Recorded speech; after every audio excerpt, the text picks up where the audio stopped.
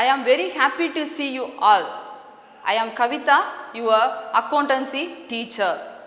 A teacher is a second mother. A mother takes 10 months to give birth to a child. Likewise, a teacher takes 10 months to give birth to a good student. The respect, love and cooperation that you give to a mother are the important things that the student has to give to your teacher. I assure the students, surely I would mold you as a best account student if you give your fullest cooperation. So நீ full cooperation கொடுத்தா உன்னை என்னால் best ஸ்டூடெண்ட்ஸாக கொண்டு வர முடியும் அப்படின்னு உனக்கு ஒரு நம்பிக்கை கொடுத்து இன்றைக்கி அக்கௌண்ட்ஸ் கிளாஸை நான் ஸ்டார்ட் பண்ணுறேன். ஸோ இன்றைக்கி பார்க்க போகிற accounts topic unit number 3 accounts of partnership firm fundamental partnership accounts அதுதான் நீ பார்க்க போகிற. ஸோ ஃபண்டமெண்டல் பார்ட்னர்ஷிப் அக்கௌண்ட்ஸை பார்க்குறதுக்கு முன்னாடி எல்லாத்துக்கும் கண்டிப்பாக என்ன தெரிஞ்சிருக்கணும் அப்படின்னா ரூல்ஸ் தெரிஞ்சிருக்கணும். Accounting rules, accounting golden rules உன்னோட நோட்டில் ஃபஸ்ட்டு பேஜில் ரூல்ஸ் இருக்கணும். ரூல்ஸ் இல்லாமல் எந்த அக்கௌண்ட்ஸும் உன்னால் போடவே முடியாது. ஸோ ஃபஸ்ட் நீ தெரிஞ்சு வச்சுருக்க ஃபஸ்ட் ரூல் நோட் பண்ணிக்கோ. உன்னோட அக்கௌண்ட்ஸ் நோட்டில் ஃபஸ்ட்டு ஸ்டார்ட் பண்ணு. First personal account, golden rules of அக்கௌண்டிங்கில் first one personal account debit the receiver, credit the giver. Real account debit what comes in, credit what goes out. Nominal account debit all expenses and losses, credit all incomes and gains. இந்த மூணு ரூலும் கண்டிப்பாக எழுதி வச்சுக்கோ. Next modifying rule, இதையும் எழுதிக்கோ. இப்போ first ஒன்று increasing the asset debtor, decreasing the asset creditor. இது modifying rule, note பண்ணி வை. Next one, increasing the capital creditor, decreasing the capital debitor. So first, increase the asset debitor, decrease the asset creditor, increase the capital creditor, decrease the capital debitor. Next, நீ note பண்ண வேண்டியது asset, liability, debit, credit. All assets are debited, all liabilities are credited. இந்த பேசிக் information எல்லாம் தெரிஞ்சுட்டு அக்கௌண்ட்ஸை போட்டினா கண்டிப்பாக டெஃபினட்டாக எந்த இடத்துலையும் டவுட் வராது. ரூல் இல்லாமல் எந்த என்ட்ரி இங்கே கொடுக்கவே மாட்டோம். ஸோ எல்லாத்துக்குமே உனக்கு பேசிக் ரூல் தெரிஞ்சிருக்கணும். Personal account rule, debit the receiver, credit the giver. Real debit what comes in, credit what goes out.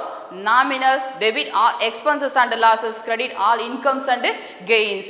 Increasing the asset debitor, decreasing the asset creditor, increasing the capital creditor, decreasing the capital debitor. All assets are debited and all liabilities are credited. இந்த rule எல்லாம் தெரிஞ்சுட்டு accounts போட்டால் கண்டிப்பாக டெஃபினட்டாக ஈஸியாக அக்கௌண்ட்ஸை போட்டுற முடியும். Okay, நம்ம இப்போ சாப்டருக்கு போவோம். Chapter accounts of partnership firm fundamentals. So first one, okay students, you see the meaning of partnership. When two or more person join together, to form a business. two or more ரெண்டு பேர் அதுக்கு மேலே உள்ள person சேர்ந்து to form a business start பண்ணுறாங்க. எதுக்காக? to share the profit or loss arising therefrom in an agreed ratio. அவங்களுக்குள்ள ratios என்ன அக்ரிமெண்ட் போட்டிருப்பாங்க, அந்த agreed ரேஷியோவில் ப்ராஃபிட் ஆர் லாஸை ஷேர் பண்ணிக்கணும் அப்படின்னு. the relationship among them is called partnership. so when two or more person join together to form a business to share the profit or loss arising therefrom in an agreed ratio, the relationship among them is called partners. The business may be carried on by all or any of them acting for all. Okay, next we see the definition. According to section 4 of the Indian Partnership Act 1932, partnership is defined as the relation between person who have agreed to share the profit of a business carried by all or any of them for acting all. So ஒருத்தர் பிஸ்னஸை பார்த்துக்கலாம், இல்லை எல்லாரும் சேர்ந்து அந்த பிஸ்னஸை நடத்தலாம். இதுதான் என்னன்னு சொல்லியிருக்காங்க பார்ட்னர்ஷிப்போட டெஃபினேஷன். நெக்ஸ்ட் ஒன்று features of partnership. First feature, partner is an association of two or more person. The maximum number of partner is limited to 50. Partnership is an association of two or more person. The maximum number of partnership is limited to 50. Second one, there should be an agreement among the person to share the profit or loss of the business, the agreement may be oral or written or implied. எப்படி வேணுமாலும் இருக்கலாம். So there should be an agreement. கண்டிப்பா என்ன இருக்கணும்? agreement இருக்கணும். Next one, the agreement must be to carry on a business and to share the profit of the business.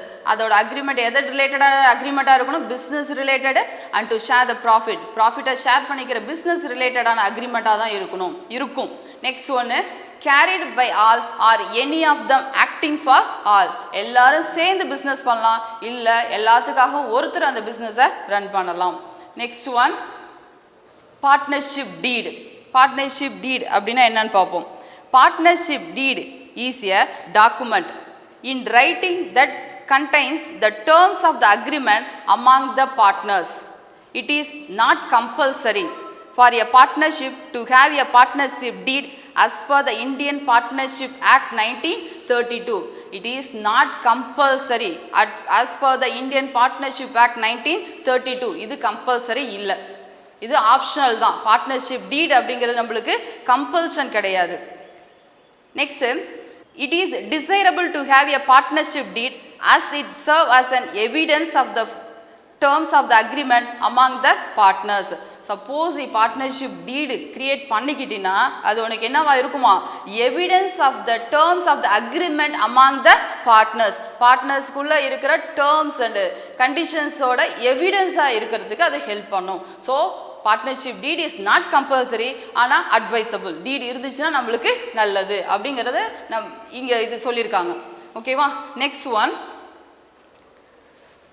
Contents of partnership deed. ஒரு partnership டீடை நம்ம ready பண்ணுறப்ப அதுக்குள்ளே என்னென்ன contents எல்லாம் நம்ம இன்க்ளூட் பண்ணியிருக்கணும்.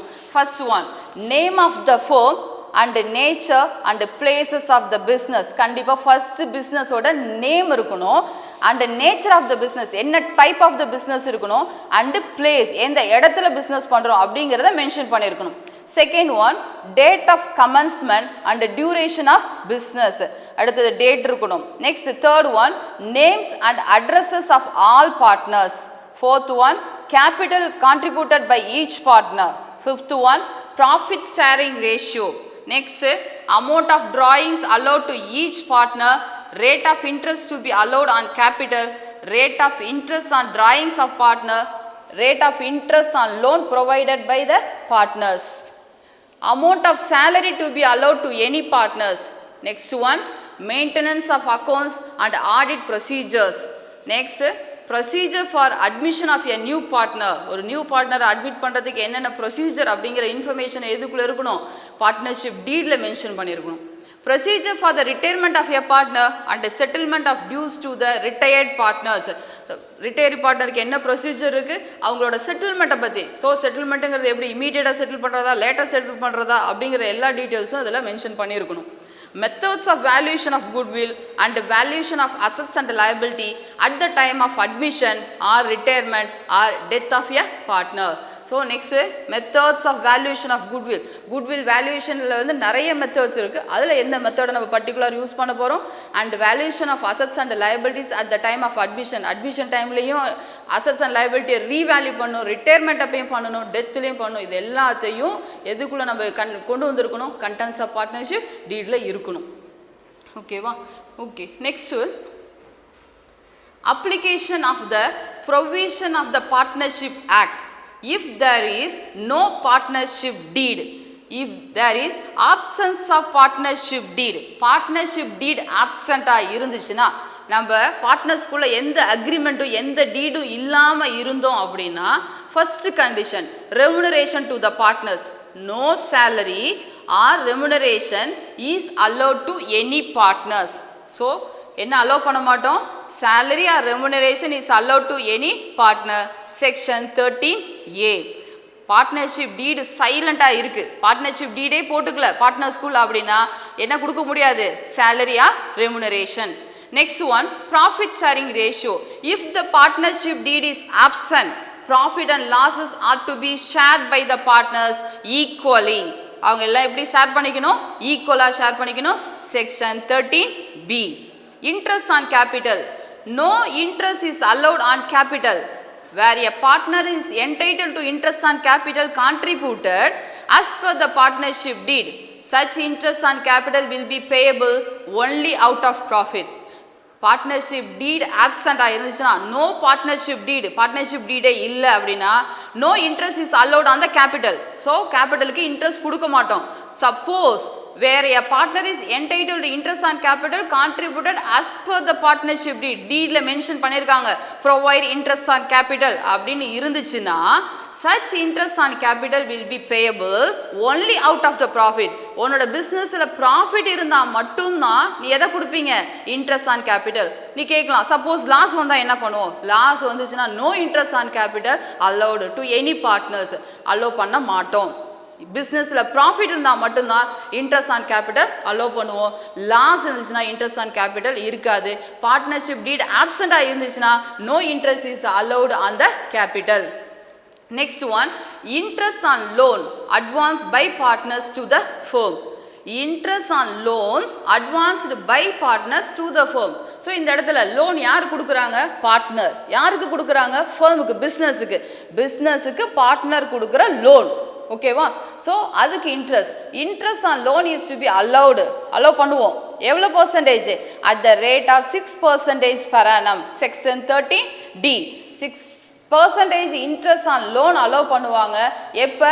If the partnership deed are absent, if the partnership deed are silent.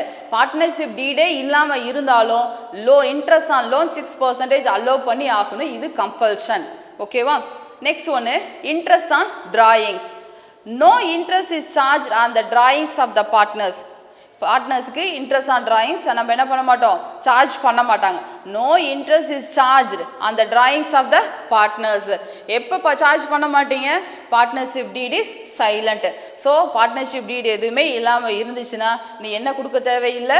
Interest on drawings கொடுக்க தேவையில்லை. So once again we see first one, remuneration to the partners. So remuneration என்னது? No salary or remuneration is allot to any பார்ட்னர்ஸ்க்கு எந்த ரெமுனரேஷனும் கொடுக்கவே மாட்டோம். Partnership deed ஆப்சென்ட்டாக இருந்துச்சுன்னா, சப்போஸ் பார்ட்னர்ஷிப் டீடில் மென்ஷன் பண்ணி தான் கொடுத்து தான் ஆகணும். ஓகேவா? Next, profit sharing ratio. Partnership deed ஆப்சென்ட்டாக இருந்துச்சுன்னா இந்த profit or losses to be shared by the partners equally. Interest on capital, no interest is allot to the பார்ட்னர்ஸ்க்கு இன்ட்ரெஸ்ட் கொடுக்க மாட்டோம். சப்போஸ் பார்ட்னர்ஷிப் டீடில் மென்ஷன் பண்ணி இருந்தாங்கன்னா such interest on capital will be allot only out of the profit. Suppose loss இருந்துச்சுன்னா no interest is allot. Next one, interest on loan advanced by partners to the firm. அடுத்தது, இந்த loan partner ஃபர்முக்கு கொடுத்துருக்க loan. So அவர் பர்சனலாக அவரோட அமௌண்ட்டை பிஸ்னஸுக்காக கொடுத்துருக்காரு. அந்த கொடுத்த அமௌண்ட்டுக்கு என்ன ரிசீவ் பண்ணிக்கணும்? Interest on loan is to be allowed at the rate of 6% per annum. Section 13D. Next last one, interest on drawings. No interest is charged on the drawings of the பார்ட்னர்ஸோட டிராயிங்ஸுக்கு interest charge பண்ண மாட்டாங்க. Next, we see the illustration. First one, A, B, C and D are partners in a firm. There is no partnership deed. அவங்களுக்குள்ள எந்த டீடும் இல்லை. ஒரு illustration some பாரு. Some உன் கையில் புக்கு இருக்கும்னு நினைக்கிறேன், பாருங்க. A, B, C and D are partners in a firm. There is no partnership deed. How will you deal with the followings? Questions கேட்டிருக்காங்க. First one, A has contributed maximum capital. He demand interest on capital at 12% per annum. Question. Answer சொல்லுங்க பாப்போம். A has contributed maximum capital. A தான் நிறைய capital contribute பண்ணியிருக்காரு. அதனால அவர் என்ன demand பண்ணுறாரா?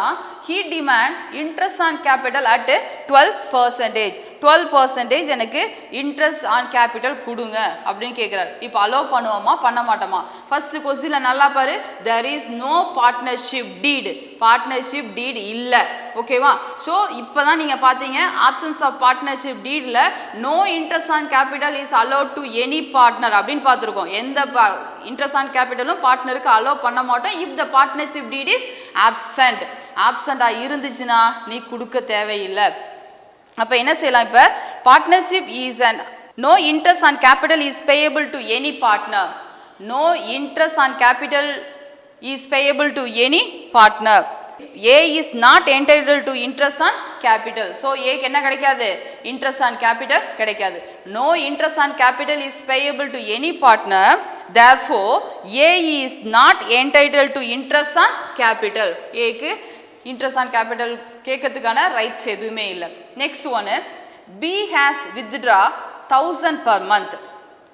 Other partner asked B to pay interest on drawings at 10% per annum to the firm, but B does not agree to it.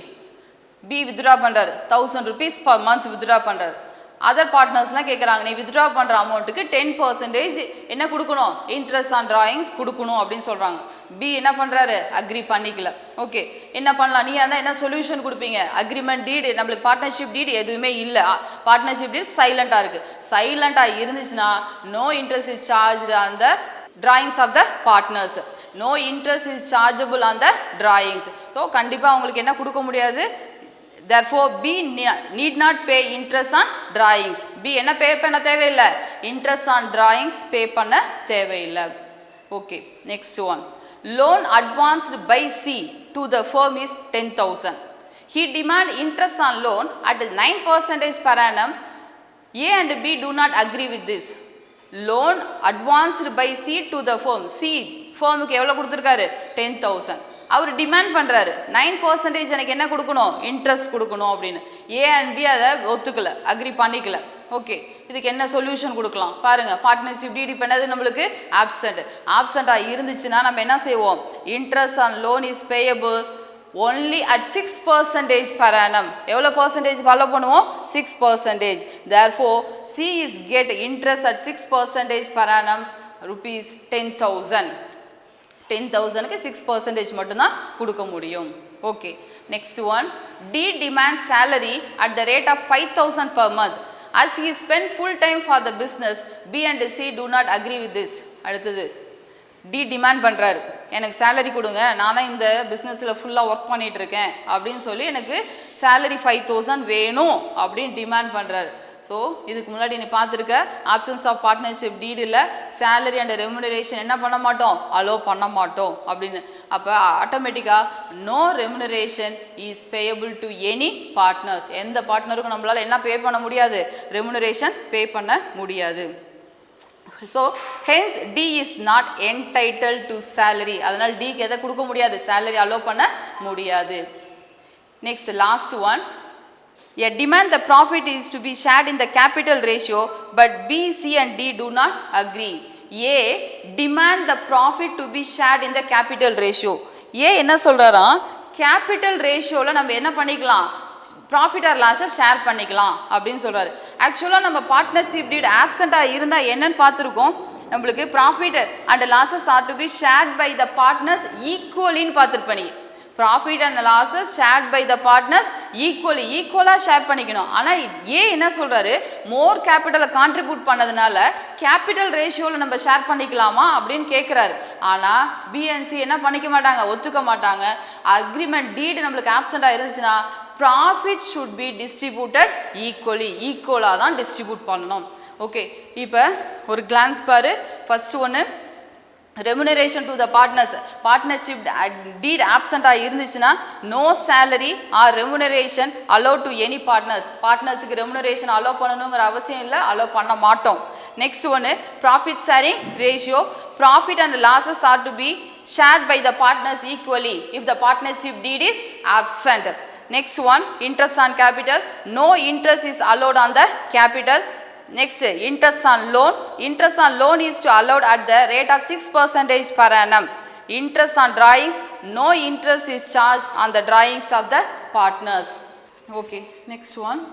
Okay, now we move on to the next topic, final accounts of partnership firm. So பார்ட்னர்ஷிப்பில் என்னென்ன accounts maintain பண்ணுவோம் அப்படின்னு பார்ப்போம். First ஒன்று, manufacturing account. If manufacturing activity is carried on. If manufacturing activities, ரெண்டு type of business இருக்குது. ஒன்று purchase பண்ணி சேல்ஸ் பண்ணுறது ஒரு டைப்பு, ஓகேவா. இன்னொன்று மேனுஃபேக்சர் பண்ணி சேல்ஸ் பண்ணுறது. சப்போஸ் மேனுஃபேக்சரிங் கன்சர்னாக இருந்துச்சுன்னா நம்ம எந்த அக்கௌண்ட்டை மெயின்டைன் பண்ணணுமா, manufacturing account. Second one, profit trading and profit and loss account எதுக்காக நம்ம கிரியேட் பண்ணுறோம்? To ascertain the profitability.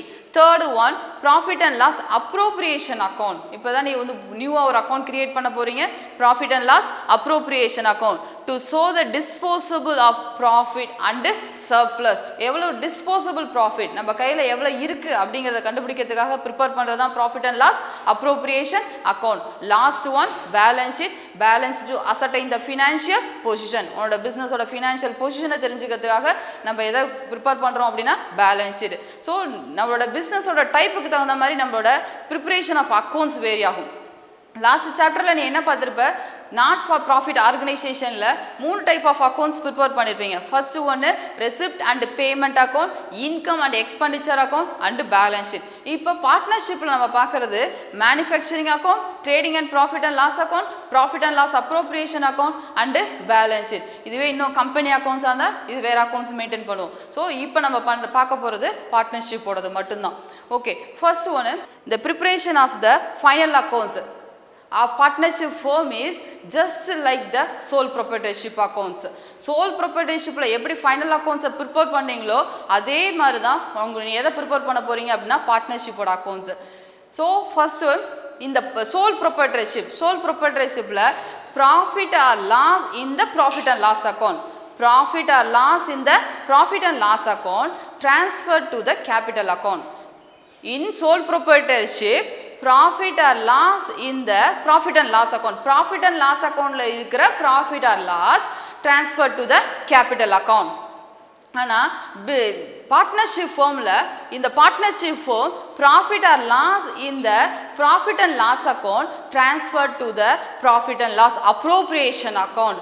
அங்கே profit or loss transfer to the கேபிட்டலுக்கு ட்ரான்ஸ்ஃபர் ஆகும். ஆனால் பார்ட்னர்ஷிப்பில் ப்ராஃபிட் அண்ட் லாஸ் அக்கௌண்ட்டில் இருக்க profit or loss transfer to profit and loss appropriation அக்கௌண்ட்டுக்கு ட்ரான்ஸ்ஃபர் ஆகும். ஸோ இந்த ப்ராஃபிட் அண்ட் லாஸ் அப்ரோப்ரியேஷன் அக்கௌண்ட்டில் என்னென்னலாம் நம்மளுக்கு என்ட்ரி பண்ணுவோம். இந்த profit and loss appropriation accounts contains the interest on capital, salary, commission, interest on drawings are shown. Okay, next one.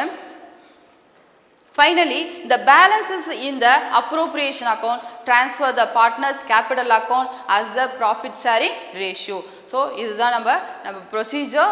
Partnership ஃபார்மில் எதை மெயின்டைன் பண்ணுவோம்? ப்ராஃபிட் ஆர் லாஸ் அக்கௌண்ட்டுக்கு அப்புறம் ப்ராஃபிட் அண்ட் லாஸ் அப்ரோப்ரியேஷன் போவோம். ப்ராஃபிட் அண்ட் லாஸ் அப்ரோப்ரியேஷனில் வர balance transfer to the partners capital account இந்த profit sharing ratio. எதுபடி நம்ம ஷேர் பண்ணிப்பாங்க அப்படின்னா ப்ராஃபிட் ஷேரிங் ரேஷியோ படி ஷேர் பண்ணிப்போம்.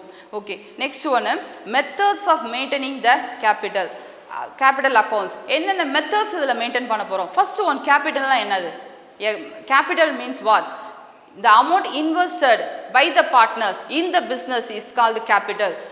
ஒரு பார்ட்னர் பிஸ்னஸில் கொண்டு வந்து இன்வெஸ்ட் பண்ணுற அமௌண்ட்டுக்கு பேர் என்ன சொல்லுவோம்? கேபிட்டல். கேபிட்டல் எப்படி இருக்கலாம்? Capital maybe cash or in other form of assets, எப்படி வேணுமானாலும் இருக்கலாம். நெக்ஸ்ட்டு, இந்த partnership form each partner have separate capital account. ஒவ்வொரு பார்ட்னருக்கும் கேபிட்டல் அக்கௌண்ட் எப்படி இருக்கும்? செப்பரேட்டாக இருக்கும். So the capital account preparation have 2 methods, fixed capital method and fluctuating capital method. Okay students, next of the chapters we see in the next class. Thank you.